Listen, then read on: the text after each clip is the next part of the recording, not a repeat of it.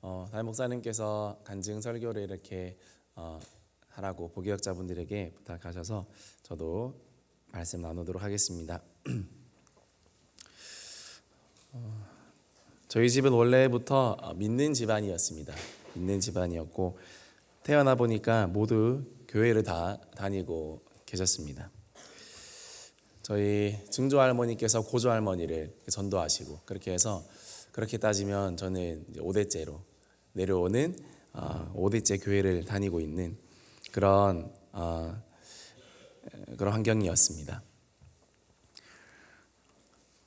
수요일 저녁에 윤용태 목사님께 장학금도 주고 그리고 수련회도 가게 한 그 삼덕교회, 그 삼덕교회가 저희 집안, 이런 말 좀 이상하지만 저희 집안의 교회였습니다. 그래서 제가 원래 그 교회를 이렇게 다니고 있었고 저희 할머니께서도 삼덕교회 은퇴 권사님이시고 그래서 지금은 이제 은퇴하셨고 지금은 94 정도 되십니다. 그렇게 열심히 삼덕교회 다니고 어릴 때부터 저희 온 집안이 열심히 나갔습니다. 그때는 지금은 그만하지 못한 것 같지만 예전에는 매우 사람이 많았습니다. 매우 사람 많았고 정말 컸습니다. 그래서 어릴 때 같지만 그러나 너무 크고 또 사람이 너무 많아서 어린 나이에 저도 교회를 가면 초등학생 때 그때 교회를 가면 정신이 없었고 그리고 별로 재미도 별로 없었고 그냥 군중 속에서 이리저리 휩쓸려 다니는 것 같은 그런 교회 생활이었습니다. 그리고 또 은혜를 받은 기억도 받았을 것 같은데 아직은 그 기억이 잘 나지 않습니다. 교회를 왔다 갔다 하는 것만 좀 기억이 납니다. 초등학생 내내 다녔던 것 같은데 수련회 간 기억도 나고 그리고 잘해주셨던 선생님도 기억은 납니다. 그런데 너무 흐릿하고 그것이 제 안에 선명하게는 새겨지지는 않은 것 같습니다. 그래서 초등학교 고학년이 되어서는 교회에 잘 이제 나가지 않기 시작했고 꾀를 부리고 나가지 않기 시작했고 나가더라도 정말 예배만 참석하고 돌아오는 그런 신앙생활을 했었습니다. 그래서 구원의 확신이라든지 또 내 믿음이라든지 은혜라든지 그런 거에 대해서 개념이 없었고 몰랐습니다. 수많은 말씀을 들었을 것이지만 아무런 기억은 없습니다. 그러나 생각합니다. 하나님께서는 저는 비록 그런 기억이 없고 잘 나지 않고 하지만 하나님께서 제 영혼에 분명히 그래도 말씀을 심어주셨겠구나. 내가 기억이 나지 않고 내가 그런 것들이 없다고 할지라도 하나님께서 내 마음 가운데 말씀도 심어주시고 은혜도 미리 예비하신 은혜가 있지 않았을까, 그런 토양을 그래도 만들어 주시지 않았을까, 그런 생각을 저는 하게 되는 것입니다. 우연이 없기 때문에 저는 그것도 감사하다고 생각합니다. 그때부터 그래도 헌금하는 법을 그때도 배웠고요. 그래도 그런 교회를 다니면서 헌금하는 법도 또 배우게 되고 그리고 항상 옷도 깨끗하게 입고 가야 된다. 늘 집에서 그렇게 많이 말씀해 주셔서 그런 것들도 은연중에 신앙은 없다 생각했지만 어떻게 교회를 가야 되는지 어떻게 예배를 드려야 되는지 그런 것들에 대해 저도 그래도 배운 것도 많은 것 같습니다. 그런 와중에 이제 초등학교를 졸업할 때쯤에 친구들의 소개로 앞산 밑에 중앙로 교회에 들르게 되었습니다. 저희 집은 대명동이었습니다. 그래서 앞산 밑에 남덕초등학교라는 학교가 있습니다. 그 학교를 다녔고 제 친구들도 다녔었는데 그 옆에 이제 우리 대은교회가 여기 오기 전에 그 앞산 밑에 중앙로 교회로 그렇게 있었는데 그래서 한번 오게 되었습니다. 삼덕교회는 시내에 있습니다. 차를 타고 한참 가야 하는 그런 교회였는데 여기 우리 교회에 오니까 일단은 걸어 다닐 수 있으니까 그게 너무 좋았습니다. 그때 일일 찻집 그런 행사를 했던 것 같습니다. 새로운 사람이 가면 떡볶이도 주고 맛있는 것도 주는 그런 행사를 했던 것 같습니다. 가니까 교회도 크지 않고 그리고 사람들도 그렇게 많지 않고 그러나 분위기는 따뜻하고 좋고 편안하다. 어린 나이에 그런 생각을 한 것 같습니다. 교회를 안 다니겠다라는 마음은 처음부터는 없었습니다. 그래서 어떤 교회든 다녀야 된다라는 생각은 있었는데 우리 교회 오고 난 후부터는 교회가 좀 편해졌고 또 주변에 있는 섬겨주시는 교사님들 그리고 옆에 형제분들도 참 좋았던 것 같습니다. 그래서 교회에 그냥 자연스럽게 다니게 되었습니다. 예배도 그러다가 자연스럽게 참석하게 되었습니다. 그런데 언제인지 모르겠습니다. 어느 순간부터 우리 교회를 다니면서 예배를 드리고 그리고 따라갔는데 어느 순간부터 하나님께서 제 마음을 만지기 시작하셨습니다. 그래서 예배에 큰 은혜를 받게 되었고 성령께서 또 큰 감동을 주셨던 것 같습니다. 사실 구체적인 기억은 또 별로 나지 않습니다. 그냥 예배에 왔다 갔다 했던 기억. 그리고 제가 워낙 원체 조용한 아이였기 때문에 정말 아무 말도 안 하고 교회만 좀 이렇게 왔다 갔다 하는 그런 학생이었습니다. 정말 이렇게 사람들 만나기도 부담스럽고 그 삼덕교회보다는 훨씬 편안했지만 그러나 저는 교회에 오는 게 여전히 불편하고 그냥 사람들 만나는 게 저는 너무 불편하고 부담스럽고 정말 딱 예배만 딱 드리고 가고 싶은 그런 마음이 늘 있었습니다. 그러나 교회 예배 가운데 은혜를 하나님께서 주셔서 어느 순간부터 얼마 되지 않아서 정말 하나님께서 되게 많은 눈물을 주셨습니다.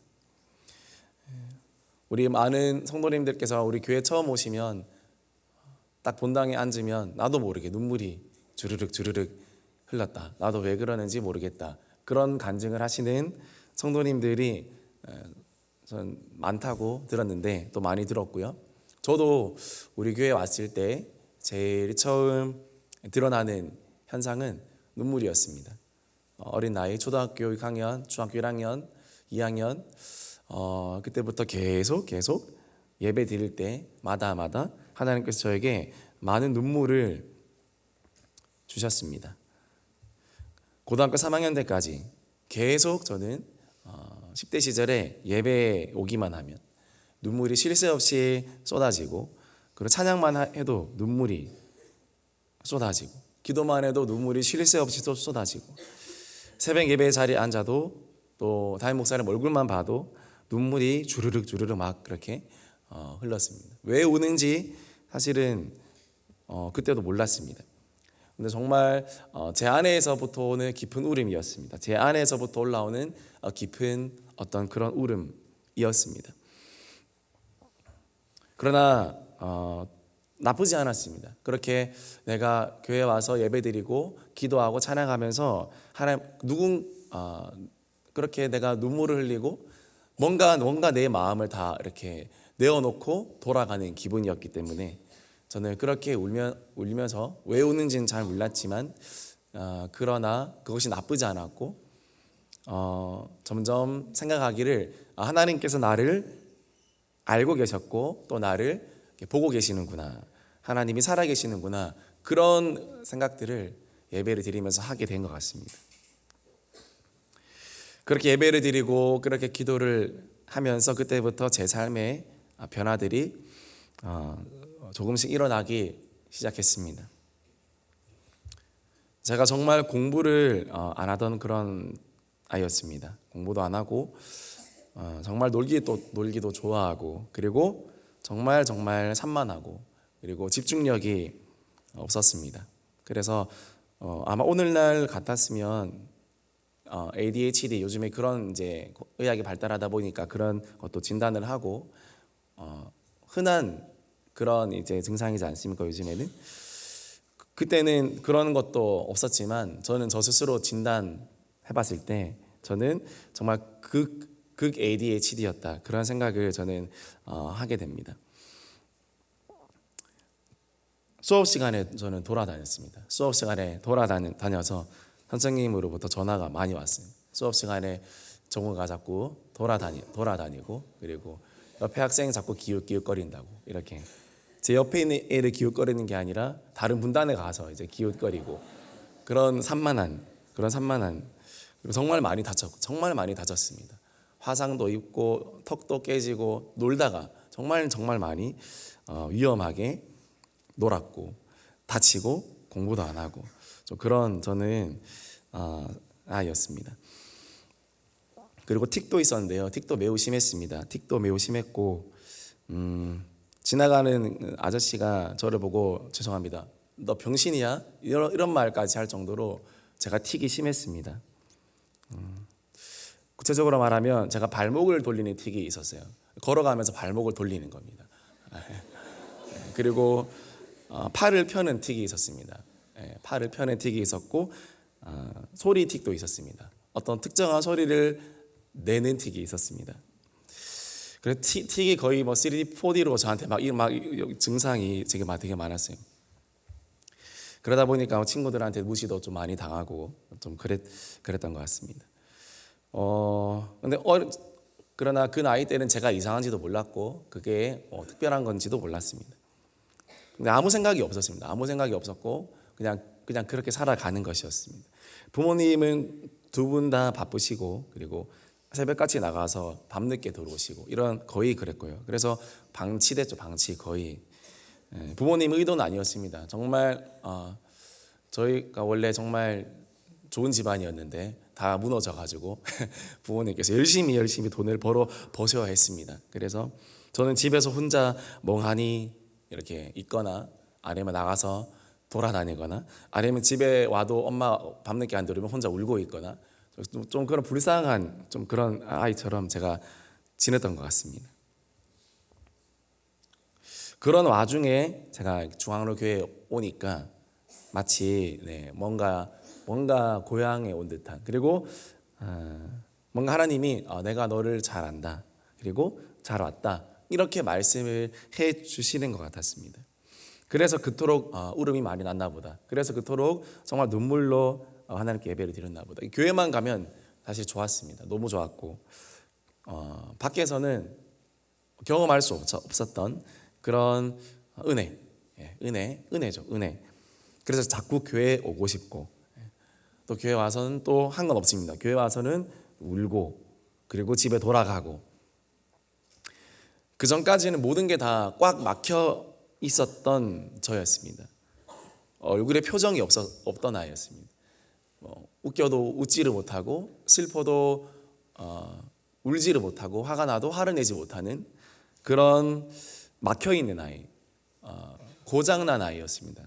제가 생각했을 때 저는 감정도 고장나 있고 생각도 고장나 있고 그렇게 좀 고장난 인생을 저는 어린 나이였지만 난 살지 않았나 그런 생각을 저는 했습니다. 그러나 교회를 만나니까 교회에 와서 교회에서 예배를 드리고 또 하나님의 사랑을 알게 되고 하나님께서 내 마음과 내 영혼을 만져주시니까 저의 정서도 이제 안정되어 가고 그런 틱도 점점 사라지고 공부라는 것도 이제 하게 되고 집중력도 전 없는 저였는데 집중력도 생기게 되고 그리고 삶의 목표라는 것도 생기게 되었습니다. 정말 부진하에다가 문제하였지만 교회를 다니고 하나님 만나니까 그런 좋은 변화들 정말 내 인생 가운데 좋은 변화들이 저에게 일어났습니다. 제가 대형교회를 만나지 않았더라면 나는 여전히 저는 고장난 인생으로 살지 않았을까 고장난 사람처럼 살지 않았을까 그런 생각을 저는 간간히 합니다.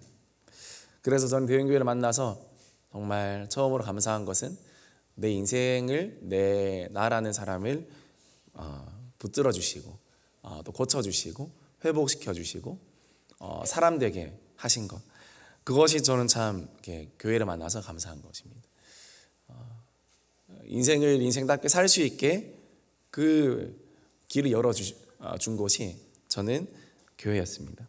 어떤 학원도 아니고 학교도 아니고 다른 어떤 사람들 일도 아니라 교회에 와서 저는 예배와 또 많은 선생님들의 섬김과 하나님의 은혜를 통해서 저는 회복이 되고 점점 고쳐져 간 것입니다. 그것이 저는 참 감사했습니다. 그렇게 교회와 함께 10대 생활을 저는 지내게 되었고 더 예배에 열심히 하나님께 열심히 하면서 학교 생활도 열심히 하게 되었습니다. 그렇게 해서 저는 대학에 진학을 했고 그리고 대학에 진학하고 바로 그해 1학년 12월 달에는 12월 24일 크리스마스 이브에 바로 군대에 입대하게 되었고 그리고 바로 또 복학하게 되고 쉴 새 없이 지금까지 어떤 뭐 휴학이라든지 군 휴학도 없었습니다. 그냥 군 휴학도 1개월도 되지 않았습니다. 며칠 쉬다가 다시 복학하고 어떻게 보면 지금까지 쉴 새 없이 하나님께서 달려오게 하신 것 같습니다. 군에 가서는 이제 더 하나님 앞에 성경도 읽고 또 영어 공부를 해야겠다 그런 마음도 많이 들었습니다. 그래서 말씀도 읽고 영어 공부도 하고 하나님 앞에 준비가 돼야지 준비해서 내가 2년 동안 썩지 말아야지 그런 생각을 기도하면서 그렇게 보냈습니다. 월급은 쓰지 않았습니다. 월급은 쓰지 않고 다른 친구들은 PX 가서 이제 사 먹고 그리고 나가서 또 쓰고 이렇게 하지만 저는 거의 한 푼도 쓰지 않아서 욕을 엄청 먹었습니다. 너는 왜 간식을 안 사냐? 너는 왜 후임들한테 과자를 안 사니? 이런 말을 들을 정도. 저도 안 사 먹었고 후임들도 안 사줬거든요. 그러니까 정말 독한 좀 그런 사람, 얼마 되지 않은 월급. 그러나 그것을 다 모아서 나는 우리 집이 어려우니까 나는 대학 등록금에 보태야 된다. 그런 생각밖에 없었습니다.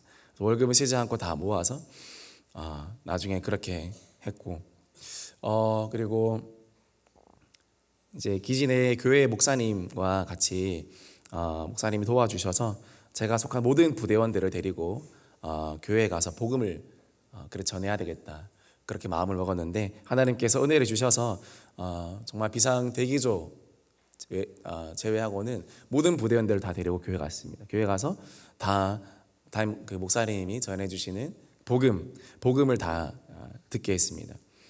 다 전도된 건 아닙니다. 그러나 내가 할 수 있는 일은 우리 이 부대원들 다 복음 듣게 하는 거, 교회 가서 하나님의 사랑과 구원에 대해서 듣게 하는 거, 그것이 제가 할 수 있는 일이라고 그렇게 생각했기 때문에 데려가서 복음을 듣게 했습니다.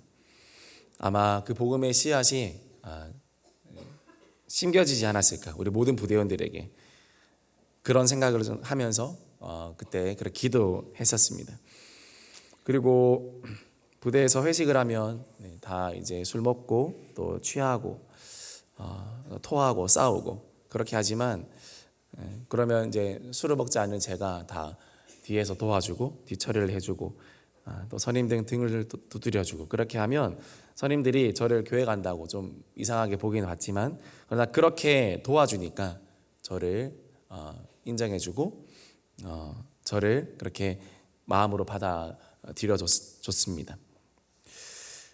후임이 저는 안 들어와서 자유시간도 많이 없는 막내 생활을 정말 오랜 시간 동안 해야 됐습니다. 1년 넘게 동안 해야 됐지만 정말 성실하게 저는 하나님 앞에 감당하려 해서 나중에는 이제 사단장이 주는 그런 모범병사 표창도 저에게 부대에서 저한테 해주었습니다. 그러나 부족한 건 많았고 실수한 것도 많았지만 하나님께서는 제가 중학교 때부터 대형교회를 만나고 나서 정말 어딜 가도 인정받을 수 있도록 어딜 가도 저를 지켜주시고 버려질 인생이었는데 어딜 가도 하나님께서 저를 눈동자같이 붙들어 주신다. 학교를 가도 그렇고요. 대학교에서도 많은 특혜를 혼자 많이 받았고 군대에서도 이런저런 특혜 아닌 특혜 대우를 받았고 제가 어떤 잘해서라기보다는 하나님 은혜를 주셨다 저는 그렇게 생각합니다. 그 후에 제대를 하고 복학을 하고 그러면서 진로에 대한 고민이 많이 들었습니다. 복학 후에 제자훈련과 사역훈련을 받았는데 무엇보다 제 마음에 하나님 나라와 교회를 위해서 쓰임 받는 것이 얼마나 가치 있는 일인가 그런 생각이 더욱 확고해져 갔습니다. 그러면서 제 마음에 그럼 앞으로 선교사로 헌신하면 어떨까 그런 생각도 혼자서 그냥 계속 가지게 되었습니다. 그런 와중에 담임 목사님께서 정명철 담임 목사님께서 저에게 간간히 말씀해 주셨습니다. 영혼 사역이 정말 중요하다라고 말씀해 주셨습니다. 무엇을 하든 무엇이 되든 영혼을 섬기는 것 그리고 영혼을 위해 사는 것이 그리고 교회를 위해 사는 것이 정말 가치 있고 정말 좋은 일이라는 것 저에게 말씀해 주셨는데 저는 그 말씀을 정말 마음에 새긴 것 같습니다. 반응은 바로 보이지 않고 그렇게 하지 않았지만 제 마음에 정말 영혼을 위해서 사는 삶이 소중한 삶이구나. 교회를 위해서 인생을 드리는 것이 정말 가치 있구나. 왜냐하면 그런 모델들이 이미 저희 교회에 많았습니다. 목회자들 분들부터 시작해서 많은 앞선 믿음의 형제들이 그렇게 살아가려고 몸부림치고 있던 것을 제가 보았기 때문에 정말 교회를 위해서 살아가고 영혼을 위해서 사는 것이 정말 가치 있겠다. 그런 생각이 제 마음에 들어왔습니다. 그래서 또 나의 진로나 어떤 일의 종류와 크게 상관없이 나는 교회를 위해서 어떻게 살 수 있을까? 어떻게 하면 내가 영혼을 위해서 살 수 있을까? 어떻게 하면 가장 가치 있는 인생을 주님 앞에 살 수 있을까? 그렇게 고민하고 기도했습니다. 그렇게 기도하면서 저는 제 진로에 대해서 앞날에 대해서 진지하게 고민하고 기도했는데 그런 이야기는 다음 주에 한 번 더 이야기를 나누고 오늘은 여기까지 하도록 하겠습니다. 너무 금 마무리하는 거지 하지만 네 우리 같이 기도하도록.